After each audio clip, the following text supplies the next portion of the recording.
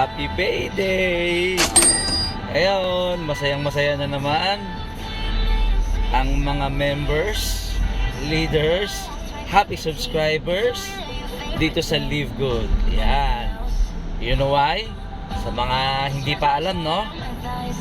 Because today, actually not today, kasi kahapon pa at napakaaga po, no? Because today is Friday and yesterday is Thursday and it's the first day of the month ngayon pong May at alam nyo na kung anong meron dito. Today is payday. Ayan.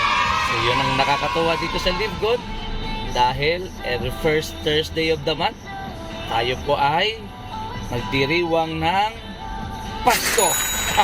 Merry Christmas to all members, leaders, happy subscribers dito po sa Live Good. Yan po yung masayang masaya na meron po dito sa Live Good because every month, every single month ay Pasko.